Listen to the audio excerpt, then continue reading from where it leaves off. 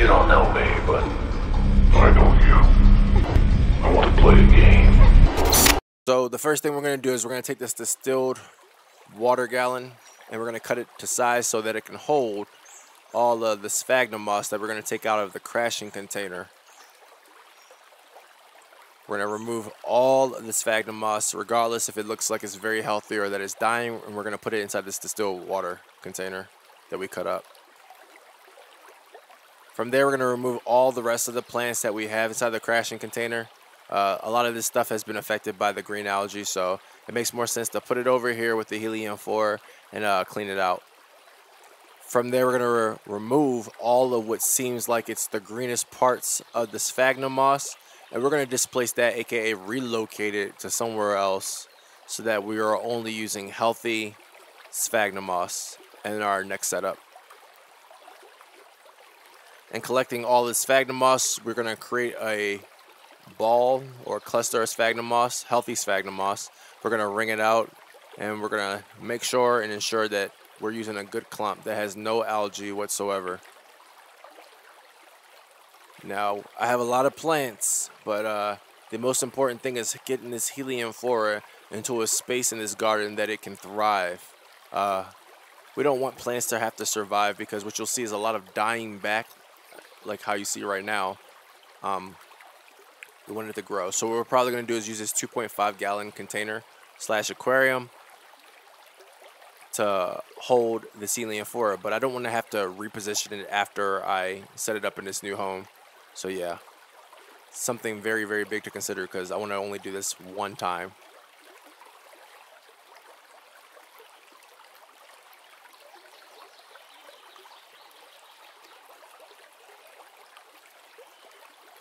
So don't mind my wheatgrass, it's dying. But what we're going to do is we're going to remove a lot of this excess, these excess materials that we used for one of our beta setups. Like I said, don't mind the wheatgrass and don't mind the catnip. It's all dying. Spider mites got to it, and mold. So yeah, we're going to remove the filter contents, and we're going to remove these additional heaters that I have here in a 2.5 gallon. We won't need it. We'll have to either clean this sand or just get rid of it entirely. A lot of snail shells, a lot of dead snail shells inside here. And then the whole idea is for this Heliamphora to sit inside this 2.5 gallon. However, the space between the top of the Heliamphora and the 2.5 gallon aquarium is very limited. So part of me doesn't really want to put it in this container, simply because it seems as though it doesn't seem like a forever container. I might be able to get away better with putting it in something else. So what I'm going to do is I'm going to use the green sphagnum moss that we collected from the crash container.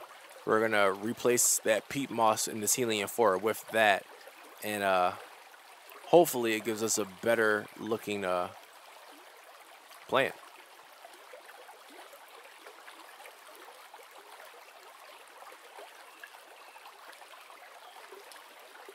So right here we have the peat moss that has been surrounding this plant since the moment that I've gotten it, and probably even before then. We're going to remove all of this mushy peat moss. These are the beautiful roots that this Heliamphora has developed since being in that peat moss. But what we're going to do is we're going to wrap it up in all of that green sphagnum moss that we collected from the crash tank, and hopefully create a better plant. Also putting it inside that grow tent. Thinking about using the grow tent rather than the aquarium, just because it's a lot bigger and a lot more manageable because of all the space that it provides. And we'll just turn the lights all the way down inside of it so that it's at the lowest light setting, so that it won't burn the plant.